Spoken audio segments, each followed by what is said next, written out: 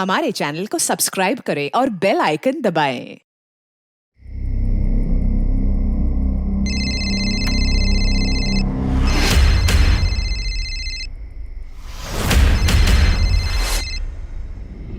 Hello, कैसी हो रश्मि? कौन बोल रहा है? मैं कौन हूँ तुम्हें कभी पता नहीं चलेगा। ये नंबर भी फ्लैश नहीं हो रहा होगा। रश्मि चौधरी कभी ढूंढ नहीं पाओगी मुझे। तुमने मुझे धमकी देने के लिए फोन किया है? नहीं, धमकी नहीं, शुभचिंतक हूँ तुम्हारा। बस एक फरिश्ता समझ लो। ये जो तुम अपने लैपटॉप पे तस्वीरें देख रही हो ना, तुम्हें कैसे पता कि मैं क्या कर रही हूँ? मुझे सब पता है। कहने को तुम एनजीओ वाली समाज सेविका हो, पर हर इंसान की तरह तरक्की की सीढ़ी चढ़ना चाहती हो। और तुम मुझे खरीदना चाहते हो। अब तुम वो सेठ की फैक्ट्री में वो क्या कहते हैं, स्टिंग ऑपरेशन कर लिया। तस्वीरें ले ली चोरी छुपकर। चलो कोई नहीं, तुम जीती, सेठ हारे।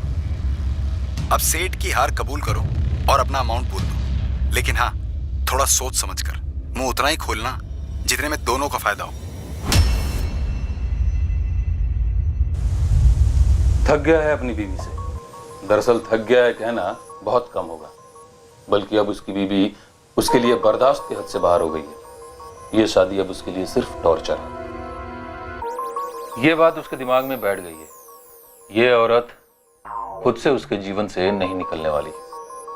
उसे उसको निकालना होगा, और उसका एक ही तरीका है, उसे अपनी बीवी का मर्डर करना होगा। अब यहां से पूरी कहानी परफेक्ट मर्डर के प्लानिंग के बारे में है। और हाँ, हम कोई सोशल मैसेज नहीं दे रहे, क्राइम नेवर फेज वगैरह। हम सिर्फ ये दिखा रहे हैं कि कैसे ये कैरेक्टर अपने शातिर दिमाग का इस्तेमाल करता है। आशीष, इस कैरेक्टर को निभाने और समझने के लिए मुझे एक्टिंग करने की जरूरत ही नहीं पड़ी। क्यों भाई? क्योंकि इस अजय के कैरेक्टर को खुद से जोड़ पा रहा हूँ मैं। ऐसा लग रहा है मानो इस अजय के कैरेक्टर के नस नस से वाकिफ हूँ मैं। बॉस, मुझसे बेहतर इस रोल को कोई कर ही नहीं सकता। थैंक्स।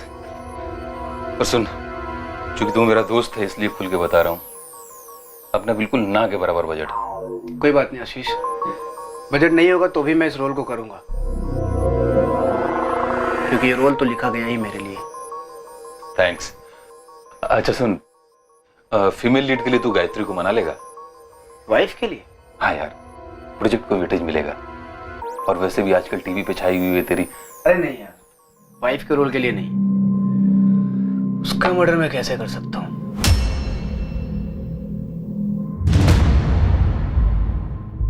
एक परफेक्ट जुर्म की पटकथा लिखी गई थी। एक परफेक्ट जुर्म को अंजाम दिया जाने वाला था। सारे किरदारों को एक जैकपॉट की ख्वाहिश थी, एक ऐसा जैकपॉट जो उन्हें अपनी मंजिलें दिलाता, और वो भी जल्दी। The number you have called is currently switched off. आपके द्वारा डायल किया हुआ नंबर अभी बंद है। रश्मि दीदी, कहाँ हो तुम? कौन से सीक्रेट ऑपरेशन में लगी हुई हो? फोन करो ना, बात करनी है। तुम मुंबई आ रही हो क्या?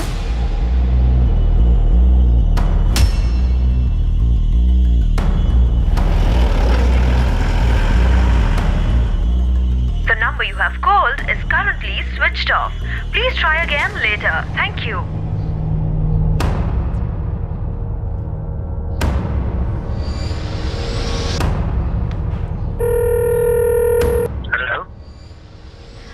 हेलो जीजू, मैं खुशबू बोल रही हूँ। सबसे पहली बात खुशबू, तुम मुझे जीजू बुलाना बंद करो।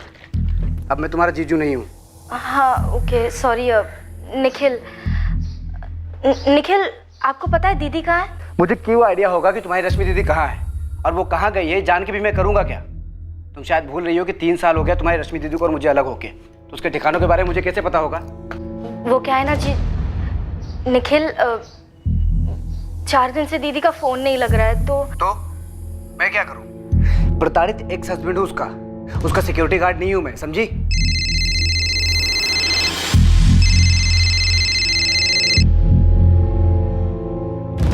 हेलो जयदेव अंकल, खुशबू बोल रही हूँ। हाँ खुशबू बेटा, कैसी हो? मैं ठीक हूँ। रश्मि दी कहाँ है? रश्मि? मुझे नहीं पता बेटा रश्मि कहाँ है। अंकल, वो आपकी किराएदार है। किराएदार थी बेटा, लेकिन वो कुछ दिन पहले ही मकान खाली करके चली गई। उसके साथ सेटलमेंट हो गई, फाइनल डील भी हो गई। मैंने जो उसे फाइनल ऑफर दिया था वो उसने मान लिया और मकान खाली करके चली गई। ऐसे कैसे? दीदी ने मुझे कुछ बताया भी नहीं और मकान खाली कर दिया। अब इसमें मैं क्या कर सकता हूँ बेटा? ये तुम्हारे और तुम्हारे रश्मि दीदी के बीच की बात है।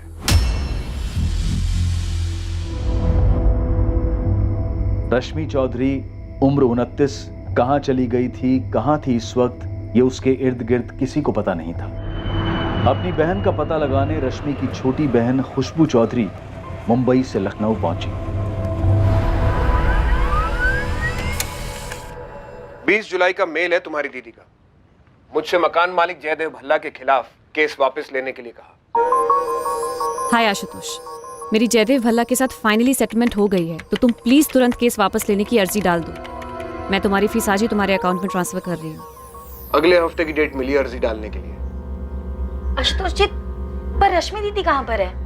मुझे भी नहीं पता खुशबू, कब से उसका फोन ही बंद आ रहा है। मैंने तो उसके एनजीओ के बॉस विक्रम से भी बात की, उन्हें भी कोई आइडिया नहीं। उन्हें रश्मि ने एक मेल किया बस कि कुछ काम से कहीं जा रही है, कुछ समय के लिए कांटेक्ट में नहीं रहेगी। और दीदी ने मुझे एक मैसेज तक नहीं किया। मुझे तो समझ नहीं आ रहा यहाँ हो क्या रहा है। दरअसल जयदेव जी के साथ जो सेटलमेंट हुई ना उसकी, वो रश्मि के बॉस विक्रम के थ्रू ही हुई थी।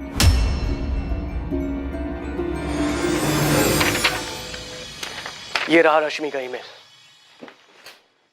हे विक्रम, कुछ बड़ा हाथ लगा है। बड़ा मतलब बहुत बड़ा।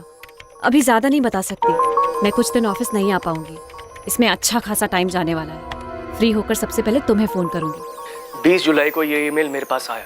इसे मिलते मैंने रश्मि को फोन किया था, लेकिन उसका फोन बंद हो चुका था। तुम तो जानती हो अपनी बहन को, कैसे किसी काम के सिलसिले में जब भी कहीं जाती है हफ्तों गायब रहती है। लेकिन खुशबू, एक बात तो तय है कि 20 जुलाई को उसने जयदेव भल्ला का मकान खाली कर दिया था। अगर 20 तारीख को दीदी ने जयदेव अंकल का मकान खाली किया तो उसके बाद वो कहाँ रह रही थी? और 23 को मैंने उन्हें फोन किया, उनका फोन बंद आ रहा था। घर खाली करने के बाद वो डायरेक्टली ऑपरेशन पे तो नहीं गई होंगी। उनका सारा सामान कहाँ है?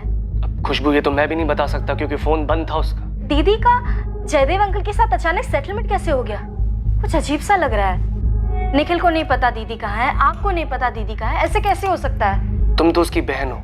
जब उसने तुम्हें तो कुछ नहीं बताया तो बाकी किसी को बताने का तो सवाल ही नहीं पैदा होता। रश्मि चौधरी का कुछ पता नहीं चल रहा था और उसकी छोटी बहन खुशबू चौधरी ये मानने को तैयार ही नहीं थी कि उसकी रश्मि दीदी बिना उसे बताए ऐसे कहीं जा सकती है। खुशबू को शक हुआ कि या तो उसकी बहन का अपहरण हुआ है या फिर उसे जबरन कहीं रोका गया है। रश्मि के इर्द गिर्द कुछ बातें थीं जिनकी वजह से उसके लापता होने पर खुशबू को कुछ खटकने लगा था। खुशबू, तुम्हारी बहन रश्मि ने 20 जुलाई को 2 ईमेल्स भेजे, एक अपने लॉयर आशुतोष को और दूसरा अपने बॉस विक्रम सहगल को। दोनों मेल अपनी आईडी से भेजे। तुम्हें लगता है दोनों फर्जी हैं? ईमेल्स फर्जी हो सकते हैं क्योंकि सर, मैं अपनी रश्मि दीदी को बहुत अच्छे से जानती हूँ। हम दोनों बहनें बहुत क्लोज हैं और इस तरह फोन बंद करके कहीं चले जाना, वो भी मुझे बिना बताए, ऐसा हो ही नहीं सकता। लेकिन मकान मालिक जयदेव भल्ला ने बताया कि तुम्हारी बहन सारा सामान लेके घर खाली करके कहीं चली गई। अगर मकान खाली किया तो कहाँ गई, और वो भी मुझे बिना बताए? ऐसा नहीं हो सकता, मैं मान ही नहीं सकती। रश्मि पिछले 2 सालों से मेरे मकान नंबर 12 में किराए पर रह रही थी। बगल में मेरे 3 और मकान हैं, वो भी किराए पे थे। तीनों ने पैसे लिए और खाली कर दिए, लेकिन रश्मि की मांग कुछ ज्यादा ही थी, वो खाली कर ही नहीं रही थी। मैं तुम्हारा यहाँ 1 घंटे से इंतजार कर रहा हूँ रश्मि। मैंने बोला था ना जयदीप जी आपसे कि शायद मैं लेट हो जाऊंगी, आप ही जल्दी आ गए।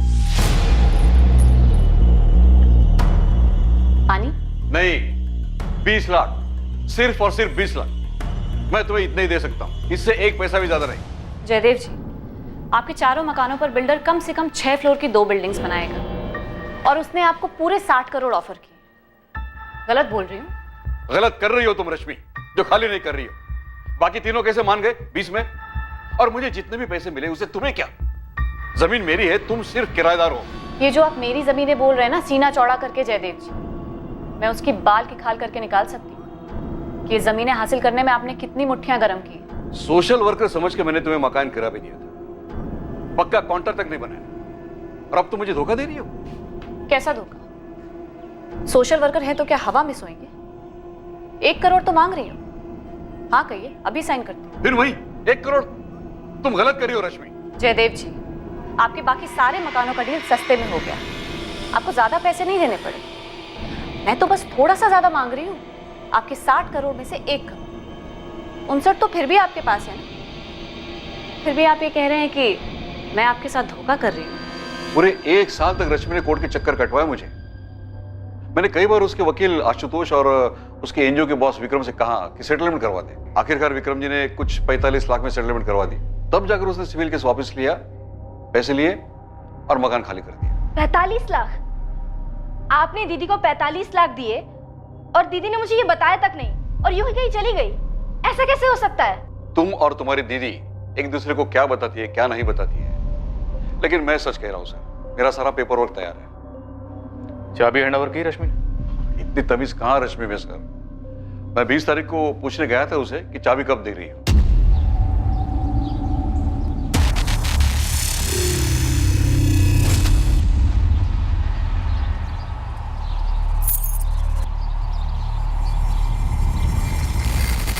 जयदेव जी, चाबियां मैंने रख दी हैं और मैंने पूरा मकान खाली कर दिया है।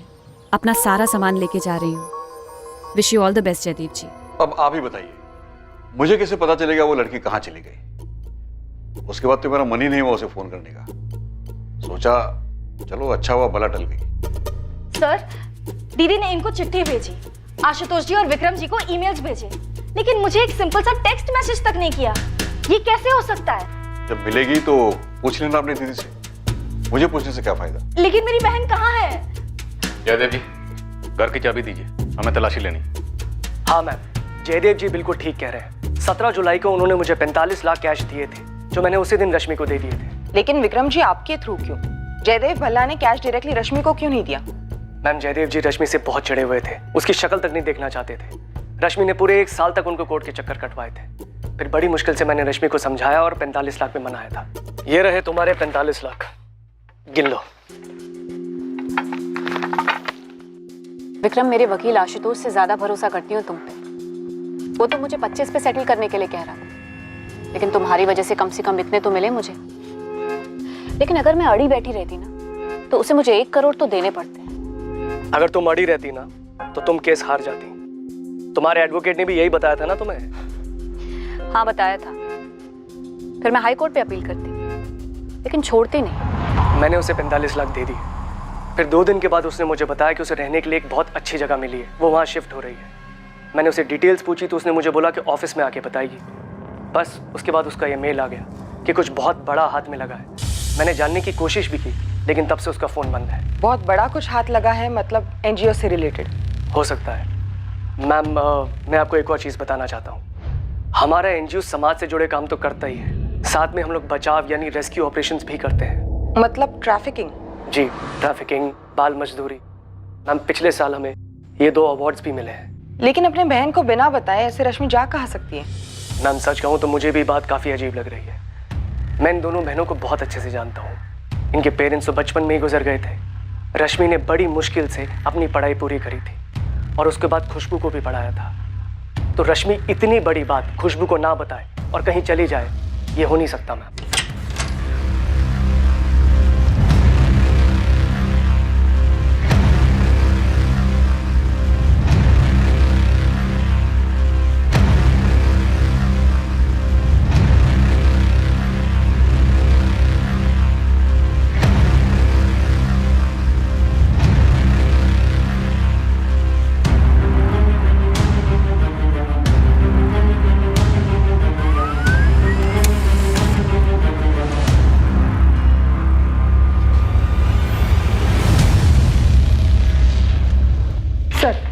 रश्मि के फोन की लास्ट लोकेशन उसी के एरिया गिरिधर नगर की थी, जहाँ 20 जुलाई 2017 को उसका फोन स्विच ऑफ हुआ था।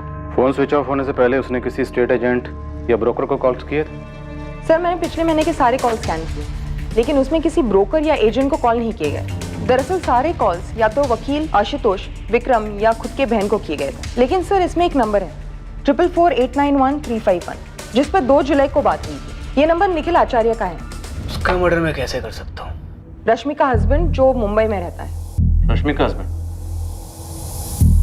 लेकिन खुशबू ने तो हस्बैंड के बारे में कुछ बताया ही नहीं। सर, 3 साल पहले अलग हुए थे और रश्मि ने इसे भी कोर्ट तक घसीटा था। घरेलू हिंसा का केस किया था इसके खिलाफ। दैट्स राइट मैम, रश्मि का केस मैं ही हैंडल कर रहा हूँ। मैंने उसे समझाने की कितनी कोशिश की कि केस विड्रॉ करो, आगे बढ़ो, जितना मिल रहा है उसमें मान जाओ, लेकिन नहीं। अब केस लंबा खिंचा और पता चला कि बिल्डर ही पीछे हट गया, तो 20 भी नहीं मिलेगा।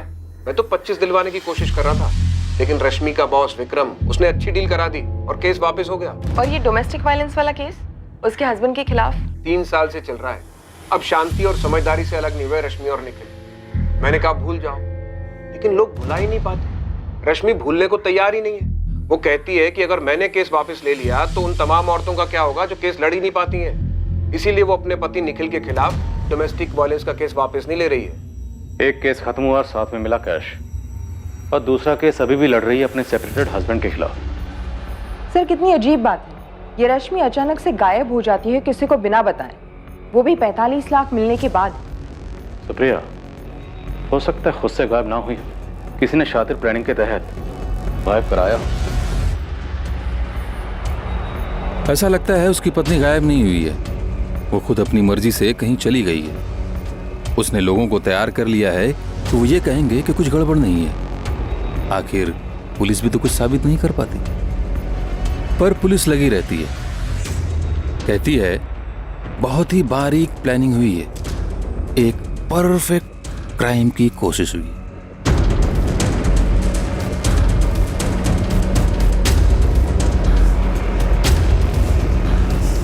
सर खुशबू ने ये मिसिंग वाले इश्तिहार दिया है अखबार में। उसने सुबह कॉल किया था और उसका कहना है कि उसे डाउट है कि रश्मि के साथ कहीं कुछ गलत हुआ है। लेकिन इस डाउट को टटोलने के लिए हमारे पास कोई सुराग भी नहीं। कुछ तो हुआ है।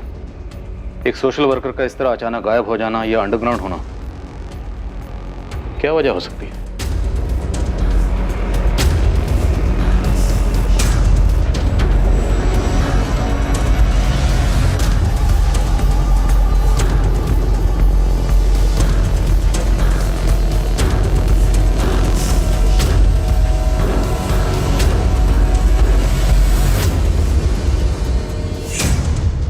मैंने और मेरे बंदों ने लखनऊ के सभी छोटे बड़े ब्रोकर्स को कांटेक्ट किया, लेकिन किसी के पास भी इस रश्मि चौधरी का ना फोन आया ना कुछ।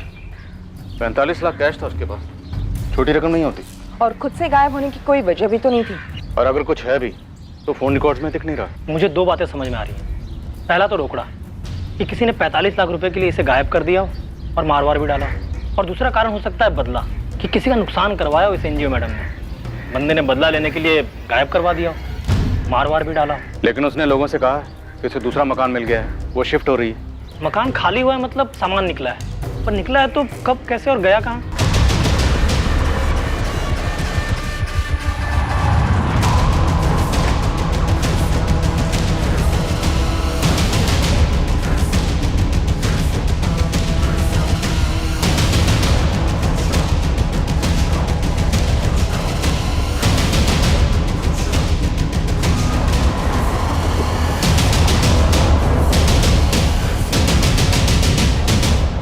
रश्मि का पति निखिल आचार्य जो मुंबई में रहता है। घरेलू हिंसा का केस ठोक रखा है उसको, क्या उसने कुछ किया? हाँ साहब, वैसे भी कोर्ट केस से छुटकारा पाने के लिए बंदे क्या क्या नहीं करते। मैं काम करता हूँ, मैं अपने अलग अलग बंदों को अलग अलग जगह भेज देता हूँ और आपके कहे हुए हर एंगल पे उन्हें लगा देता हूँ। हाँ, लेकिन पहले ये मकान मालिक गैदे भल्ला और एनजीओ को टटोलते हैं। हाँ, मैं जानता हूँ उस औरत रश्मि चौधरी को, तो मुझे ये भी पता है कि वो कहीं गायब हो गई है। उस औरत रश्मि चौधरी पत्नी है आपकी? थी, हम अलग हो चुके हैं। डिवोर्स नहीं हुआ है अब तक आपका, ऊपर से उसने केस किया है आपके खिलाफ, और हमें ऐसे लगता है उसके साथ कहीं कुछ हुआ है। कुछ हुआ मतलब? मर्डर? मैंने कहा कुछ हुआ है, मर्डर तो आप कह रहे हैं। ऐसा क्यों कह रहे हैं मिस्टर निखिल आचार्य?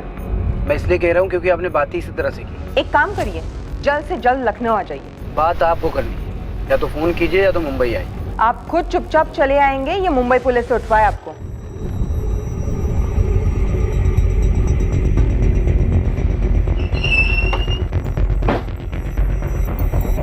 अरे सर, सर सर ऑफिस खोला तो ये हाल मिला इधर। सर वो वहां पर खिड़की भी टूटी है सर, लगता है वहीं से वो आए थे।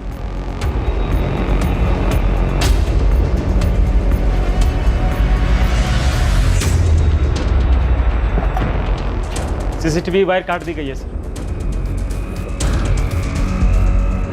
टीवीआर का सारा फुटेज है सर। मैं तो बोलता हूँ जल्दी से पुलिस को फोन करते हैं। मुझे लगता है ये जो कुछ भी हुआ है ना, रश्मि से जुड़ा हुआ है। रश्मि से? जी जयदेव जी बोलिए। मैंने पूरी ईमानदारी से आपको 45 लाख रुपए दिए थे रश्मि को देने के लिए। इसके बावजूद भी सारी दुनिया मुझे फोन करके पूछ रही है उसके बारे में। बिल्डर भी पूछ रहा है कि आखिर माजरा क्या है। देखिए विक्रम जी, अभी मुझे परेशान मत करिए।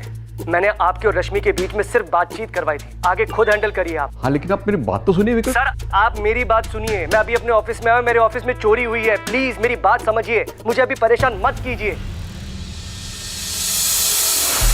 खुशबू, तहकीकात चल रही है, हम खाली हाथ नहीं बैठे, हमें भी लगता है कुछ सीरियस हुआ है। सीरियस मतलब सर? खुशबू अभी पक्का नहीं है, हम हर मुमकिन कोशिश कर रहे हैं, हर पहलू में तहकीकात जारी है।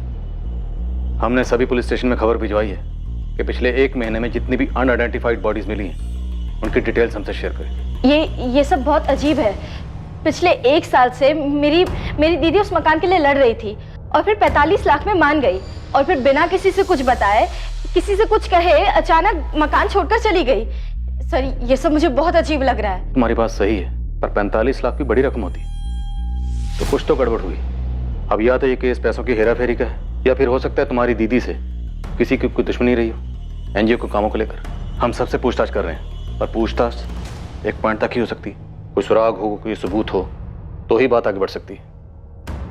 वैसे हमने निखिल आचार्य को बुलाया Lucknow. Nikhil? Oh my God. क्या हो खुशबू, कुछ जानती हो? सर मैंने निखिल को कॉल किया था मेरी दीदी के बारे में पूछने के लिए कि शायद उन्हें कुछ पता हो, लेकिन बहुत ही रूडली बात की उन्होंने मुझसे। मेरे किसी भी सवाल का सीधा जवाब नहीं दिया उन्होंने। खुशबू, तुम्हारी दीदी का सेपरेटेड हस्बैंड निखिल आचार्य आदमी कैसा, तुम्हें लगता है वो कुछ कर सकता है? सर कौन क्या कर सकता है मुझे कुछ समझ नहीं आ रहा। मुझे सिर्फ इतना लग रहा है कि मेरी दीदी कोई बहुत बड़ी मुसीबत में फंस गई है। जवाद भाई। नीलेश बोल भाई, क्या खबर है? ये रश्मि चौधरी जो है ये समाज सेवा में थी। अबे तुम मुझे बता रहा हो क्या थी? ये बता कहाँ है? कानपुर। कानपुर में है? अरे नहीं, कानपुर में प्रकाश सेठ है, एक चूड़ियों का छोटा सा कारखाना है उसका।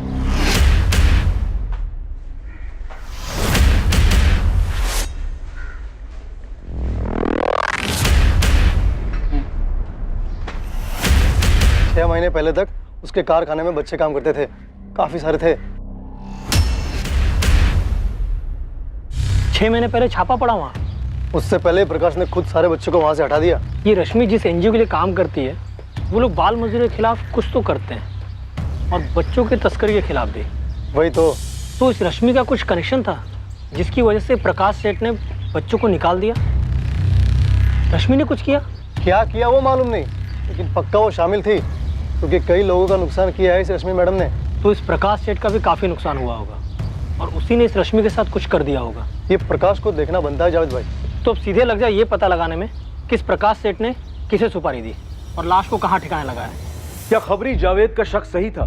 क्या रश्मि का कत्ल हो गया था और उसकी लाश ठिकाने लगा दी गई थी? क्या उसके कत्ल का कारण था उसका काम जिसमें गैर कानूनी बाल मजदूरी से बच्चों को बचाया जाता था, या फिर मर्डर का कारण कुछ और ही था, कोई पर्सनल एंगल? इस जुर्म की कहानी लिखने वाले ने बहुत मेहनत की थी, कोई गुंजाइश नहीं रहने दी थी कि जिससे रश्मि के गायब होने का रहस्य खुल जाए।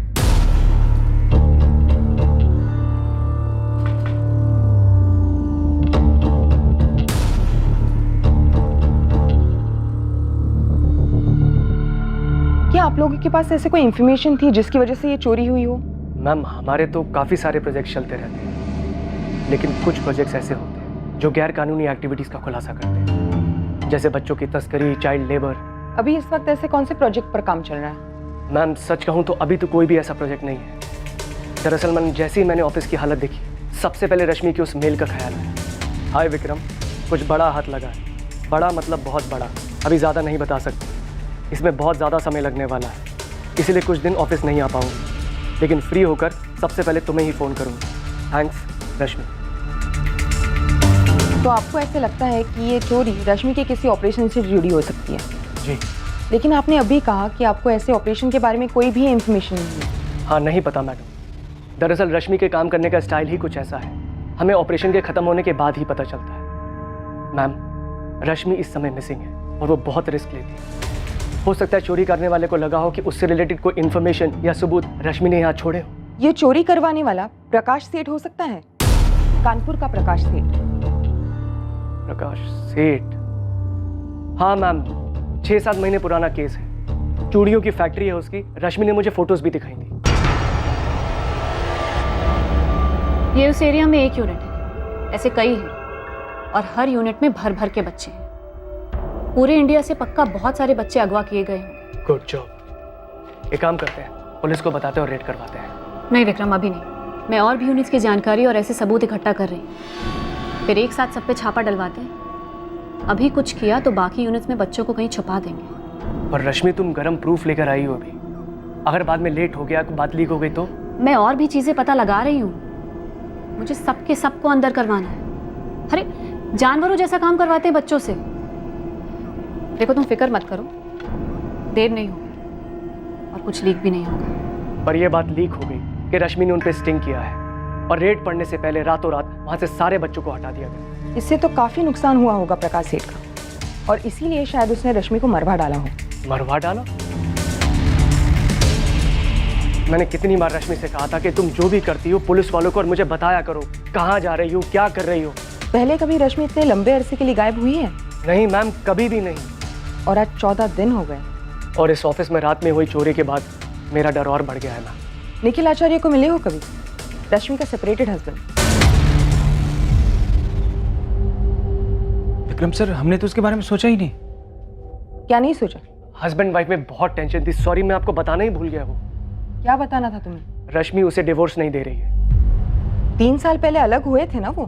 जी, लेकिन रश्मि ये चाहती है कि निखिल मान ले कि उसने रश्मि को टॉर्चर किया है, तभी वो उसको डिवोर्स देगी। टॉर्चर? टॉर्चर? थक गया है अपनी बीवी से। दरअसल थक गया है कहना बहुत कम होगा, बल्कि उसकी बीवी अब उसके लिए बर्दाश्त के हद से बाहर हो गई है। ये शादी अब उसके लिए सिर्फ टॉर्चर है। मैं उसके लिए टॉर्चर हूँ? घरेलू हिंसा का केस किया तुम पर? 3 साल से चल रहा है, फैसला नहीं आया अभी। और 3 साल में टॉर्चर तो मेरा होता आया है, और उसके पहले का तो खैर। Phone records. 2 जुलाई को तूने रश्मि को फोन किया था। तो इस फोन कॉल की वजह से आपको लगता है कि मुझे पता है रश्मि कहाँ है? नहीं, खुशबू ने तो कुछ नहीं कहा आपको? रश्मि गायब है, क्या जानते हो उसके बारे में? कुछ नहीं, लेकिन इतना जानता हूँ कि जो औरत अपने पति पर घरेलू हिंसा का झूठा केस डालती है, उसे डिवोर्स देने से इनकार करती है, वो औरत दुनिया में सिर्फ अपने एक्स हस्बैंड को बताएगी कि वो कहाँ है और क्यों गायब हुई। कमाल है। एक चीज होती है इंस्पेक्टर, लॉजिक। एक हकीकत होती है बदला।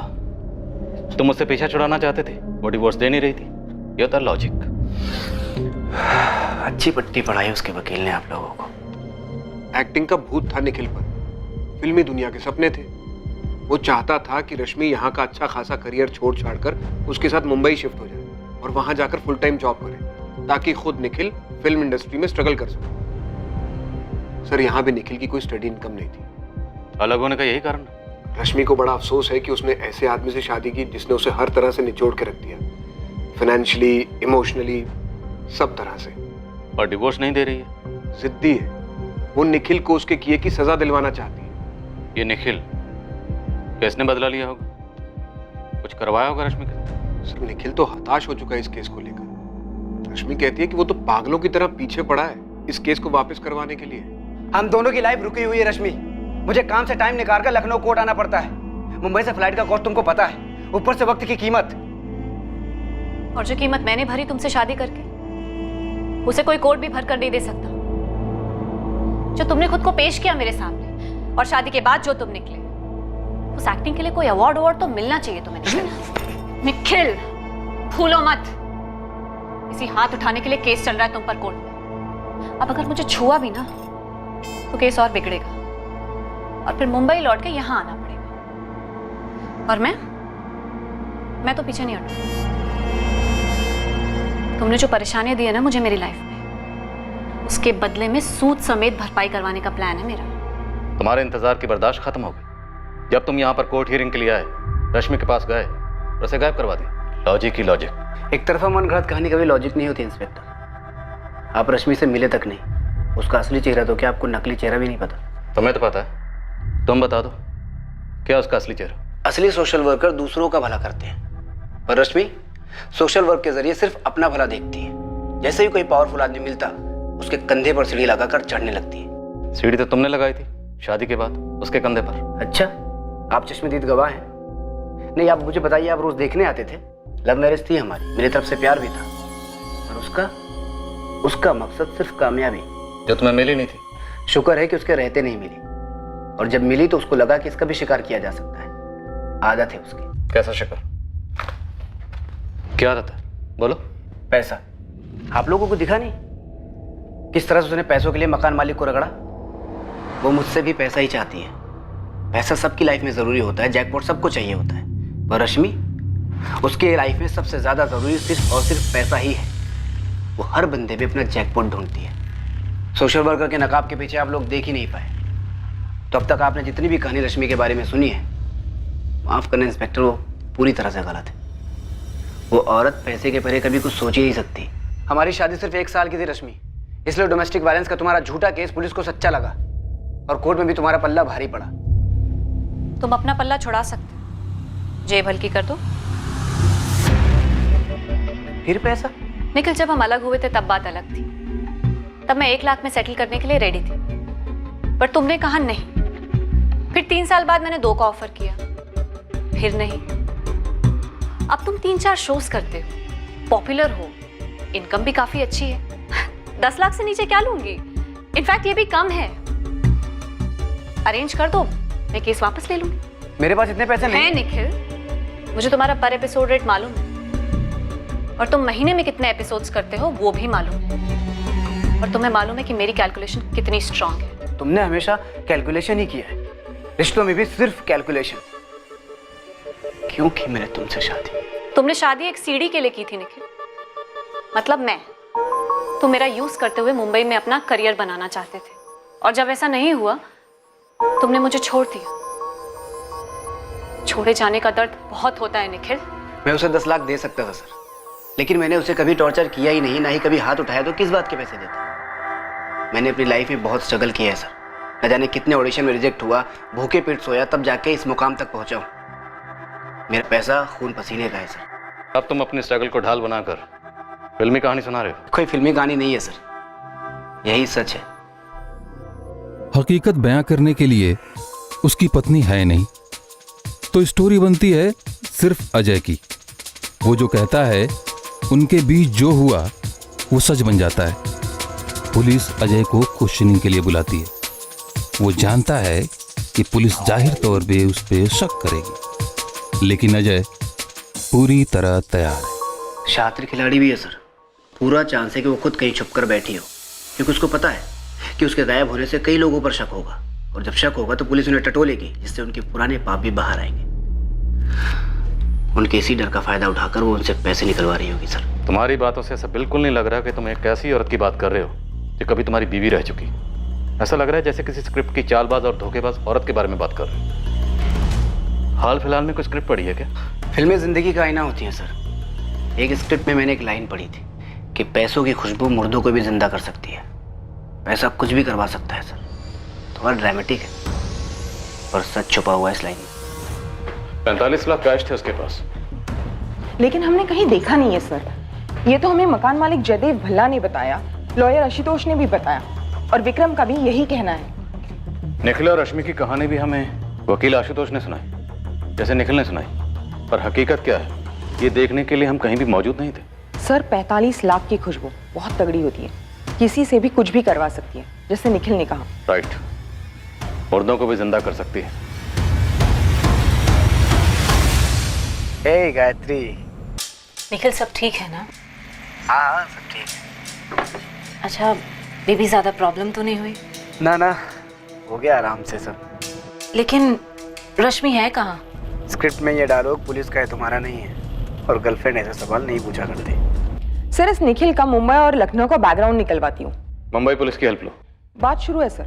मुझे लगता है इस एनजीओ के विक्रम से एक बार और क्वेश्चन करना चाहिए। कोई टिप? सर एनजीओ उसका है, लेकिन उसे रश्मि के ऑपरेशन के बारे में कुछ भी नहीं पता। और दूसरी बात, ये ऑफिस में जो चोरी हुई है, मुझे लगता है रश्मि के गायब होने से जुड़ी हो सकती है। शायद पहले के किसी केस से रिलेटेड हो। मैं चूड़ी फैक्ट्री के मालिक प्रकाश सेठ को कॉल करता हूँ, जिस पर रश्मि ने स्टिंग किया था। तुम निखिल और विक्रम पर लग जाओ।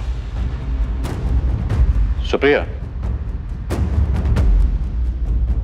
क्या तुम्हें लगता है कि रश्मि का मर्डर कर दिया गया है और उसकी लाश कहीं छुपा दी गई है? सर पॉसिबिलिटी तो है, लेकिन अगर ऐसा हुआ भी है तो लाश जयदेव भल्ला के मकान नंबर 12 में नहीं हो सकती, क्योंकि मैंने उस घर का कोना कोना छान मारा है। सर, मैं मानना नहीं चाहूंगी कि मर्डर हुआ है, लेकिन उसका हवा हो जाना इतने अच्छी तरीके से प्लान है।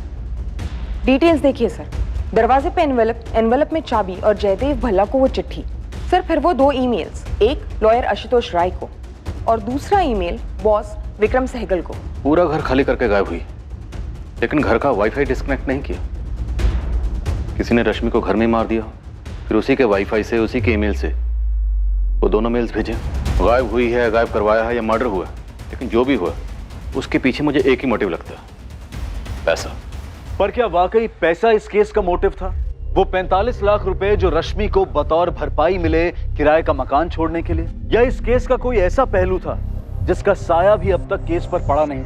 बहुत जल्द एक और राज सामने आया, पर क्या ये सब कुछ चौंकाने वाला था?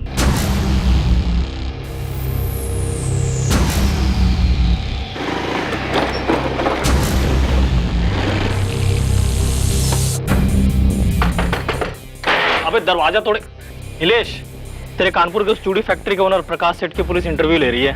लेने दीजिए जावद भाई, एक ताजी वाली सुनो। इसी केस की टिप है। अब क्या टिप है भाई? अपना हिस्ट्री चीटर है ना सुरेश मल्ला उर्फ खंबा, पी के कुछ उगल दिया क्या?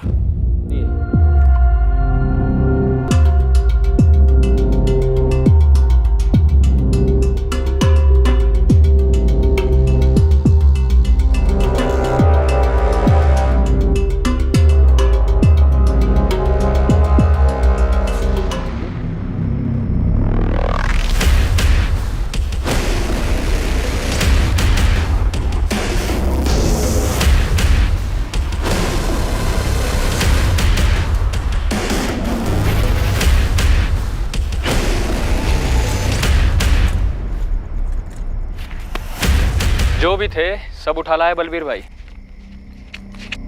चल निकल यहाँ से। ये बलवीर तो नगर सेवक लक्ष्मण व्यास का खास है ना?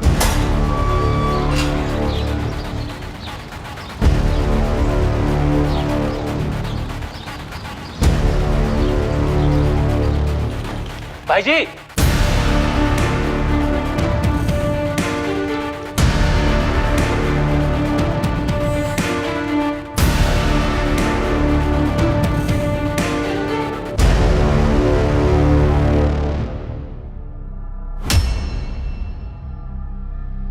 छह महीने पहले की बात, अब जाने दीजिए ना सर।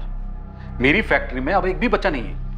रश्मि के स्टिंग ऑपरेशन की खबर अगर लीक होकर तुम तक ना पहुंचती तो रेड होने से पहले तुम बच्चों को फैक्ट्री से बाहर ना निकाल पाते और इस वक्त तुम जेल के अंदर होते। सुपारी किसे दी, लाश कहां फेंकोई? रुके रुके सब, आप तो कुछ भी बोले चले रहे हैं।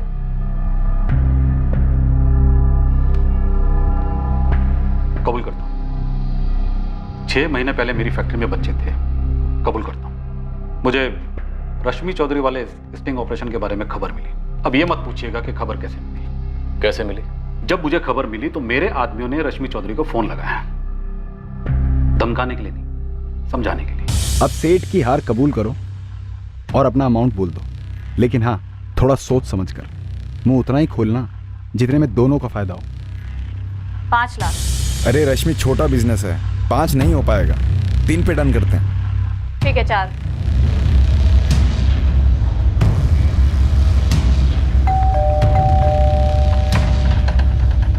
गिन लो, 4 हैं। वहीं रुको, मैं गिन के आती हूँ। कोई धमकी नहीं, कोई मर्डर नहीं, बस 4 लाख में काम हो गया। तुम कह रहे हो कि रश्मि ने तुम पर स्टिंग किया और फिर तुमसे 4 लाख लेकर तुम्हें रेड की टिप दी और रेड होने से पहले तुमने बच्चों को फैक्ट्री से हटा दिया। हाँ, और मैंने अपने कान पकड़ लिए कि आगे से बच्चों को कभी काम पे नहीं रखूंगा, क्योंकि 4 लाख की रकम मेरे लिए बहुत बड़ी होती है। तो 4 लाख वापस लेने के लिए और अपने नुकसान की वजह से तुमने रश्मि चौधरी को मरवा दिया। धंधा करता हूँ सर, रोजाना हर किस्म के लोगों से मुलाकात होती रहती जो हद से ज्यादा गुस्सा दिलाते। अब सबको मरवाता फिरूंगा। साहब, मैं छोटा मोटा सीधा साधा धंधा करता हूँ, ये धमकी देना, ये मरवाना मेरे बस की बात नहीं है। बकवास है सर ये। रश्मि ने खुद अपने स्टिंग का लीक करवाया और उसके पैसे लिए। सर, आपको गलत इन्फॉर्मेशन मिली है। विक्रम सर, ये लोग दीदी को ढूंढ नहीं पा रहे, इसलिए सारी अनाप शनाप बातें सामने लाकर दीदी को गलत ठहराकर उनका नाम खराब करना चाहते हैं। हम अपनी ओर से कुछ नहीं कह रहे, तहकीकात में जो सामने आ रहा है हम वही कह रहे हैं। और सिर्फ प्रकाश सेठ नहीं, तुम्हारी दीदी के सेपरेटेड हस्बैंड निखिल ने खुद हमें बताया कि तुम्हारी दीदी केस वापस लेकर डिवोर्स देने के लिए 10 लाख रुपए मांग रही थी। और आपने मान लिया? सर, आप एक बार मुंबई जाइए, आपको पता चलेगा कि ये जो निखिल आचार्य है ये एक्ट्रेस गायत्री का बॉयफ्रेंड है, और जब तक मेरी दीदी उसे डिवोर्स नहीं दे देती वो गायत्री से शादी नहीं कर पाएगा। ये बात बताई उसने आपको? नहीं ना? सर, दीदी के गायब होने से सबसे ज्यादा फायदा निखिल को हो रहा है, वो शादी कर पाएगा। अब बोलिए। निखिल एक्टर बहुत अच्छा है, लेकिन मुझे उम्मीद नहीं थी कि आप लोग भी सीरियल के ऑडियंस के जैसे उसकी एक्टिंग को सच्चाई समझ लेंगे। इस निखिल के बारे में तो मुझे नहीं पता, लेकिन ये जो लॉयर है आशुतोष, बहुत बड़ी। वो सेपरेटेड हस्बैंड का नाम ले रही है और तुम लॉयर का। सर, जयदेव जी ने मुझे 45 लाख दिए, डील मैंने कराई, ओके। फिर मेरे पहुंचने से पहले आशुतोष रश्मि को 25 लाख के लिए क्यों मनवा रहा था? तुम अच्छी डील कर लेते होगे शायद, लेकिन इससे आशुतोष मुजरिम नहीं बन जाता। पर सर, जिस तरह से रश्मि गायब हुई है, फिर मेरे पास और लॉयर के पास ईमेल्स आते हैं, जयदेव जी के पास लेटर आते हैं, तीनों ऐसे डॉक्यूमेंट्स हैं जो कोर्ट में सबूत माने जाएंगे कि रश्मि ने भेजे। 3 लीगल डॉक्यूमेंट्स, कोर्ट में माने जाने वाले सबूत, सब यही प्रूफ करने के लिए कि रश्मि खुद कहीं गई है। और यही थ्योरी निखिल भी सामने रख रहा है। तो ये लॉयर और पति क्या ये मिले हुए नहीं हो सकते? Excuse me sir. सर, एक मिनट। सर, विक्रम के एनजीओ ऑफिस में जो चोरी हुई थी वो पेनड्राइव्स के लिए हुई थी। कौन से केस के पेनड्राइव? प्रकाश सेठ का या कोई और? सर, केस के बारे में तो पता नहीं, लेकिन जावेद खबरी ने बताया कि पेनड्राइव्स की चोरी एक्स नगर सेवक लक्ष्मण व्यास के किसी खास आदमी बलवीर ने करवाई। रश्मि ने एक्स नगर सेवक लक्ष्मण व्यास पर भी स्ट्रिंग किया था। इन पेनड्राइव्स में उसकी तस्वीरें और वीडियोस हो सकते हैं। तुम्हारी थ्योरी में दम तो है। निखिल और इस एडवोकेट आशुतोष की मिली भगत। शायद आशुतोष को रश्मि से पैसे चाहिए थे और इस निखिल को छुटकारा। सर, दूसरी खबर मुंबई से। निखिल पटेल? सर, मुंबई पुलिस की खबरी का कांटेक्ट है जीवन के सफर में, मतलब। हाँ, वो उसके शूटिंग के सेट पर। भाई, इसमें मेरा नाम नहीं आएगा, मेरी नौकरी चली जाएगी यार। अरे नहीं आएगा यार, तू बोला। चक्कर है निखिल और उस हीरोइन गायत्री का। और ये रश्मि को गायब करने में कोई हाथ है क्या? इतना तो नहीं मालूम, लेकिन भाई वो अपने डायरेक्टर है ना आशीष भाई, वो एक वेब सीरीज बना रहे हैं, परफेक्ट मर्डर अ मिस्ट्री नाम। फुल फाड़ स्टोरी है। स्टोरी बाद में सुना, पहले काम की बात बोल। काम की बात बोल रहा हूँ भाई। वो वेब सीरीज के स्टोरी में हीरो अपनी पत्नी का मर्डर कर देता है। निखिल ने जब स्टोरी पहली बार सुनी थी ना, तो उसने बोला कि ये मैरिज लाइफ की स्टोरी है, इसको मुझसे बेहतर कोई नहीं कर सकता। इस केस के घोड़े कहाँ कहाँ दौड़ रहे हैं? रश्मि ने लक्ष्मण व्यास पर क्या स्ट्रिंग किया होगा, और ये निखिल किसी स्क्रिप्ट की कहानी असली जिंदगी में जी रहा है। सारे आइडियाज उसको वहीं से आ रहे हैं क्या? क्या यार निखिल, तूने बोला तो तू करेगा, स्टोरी तेरे लिए लिखी गई है। आई एम सॉरी आशीष, ये स्टोरी मेरी लाइफ के बहुत करीब लग रही है, मुझसे नहीं हो पाएगा यार। ठीक है, तुझसे जबरदस्ती एक्टिंग तो नहीं करवा सकता ना। चल निकलता हूँ, बाय।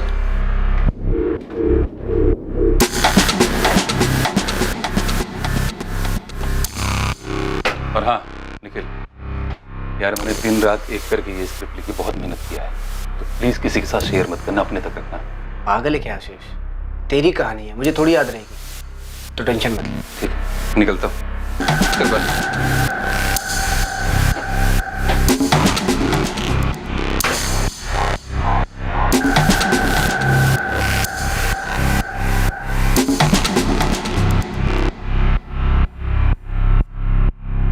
क्या एक फिल्म की कहानी की तरह परफेक्ट क्राइम को अंजाम देने के बाद परफेक्ट तरीके से सुराग मिटाए गए थे? केस में अब कई संदिग्ध थे और कई मोटिव्स भी। एक तरफ निखिल था जो गायत्री से शादी करने के लिए रश्मि से पीछा छुड़ाना चाहता था, दूसरी तरफ थी एक अजीब सी चोरी जिसमें 8 पेन ड्राइव चुराए गए थे, जिनमें शायद रश्मि द्वारा किए गए किसी स्टिंग ऑपरेशन की फुटेज थी, और शायद रश्मि उससे पैसा कमाने के चक्कर में थी। रश्मि का पैसों का लालच इस केस में एक से ज्यादा बार उठकर आया था। क्या पैसों की खुशबू रश्मि से कुछ भी करवा रही थी?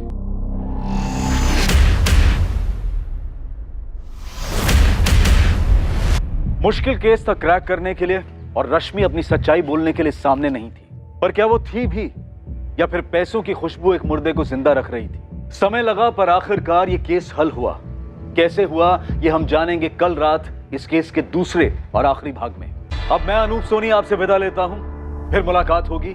और याद रखें, क्राइम और आपके बीच में सिर्फ इतना फर्क है कि आप कितने सतर्क हैं। सतर्क रहें, सुरक्षित रहें। जय Hind. For more updates, subscribe to our channel, click the show links and enjoy watching the videos.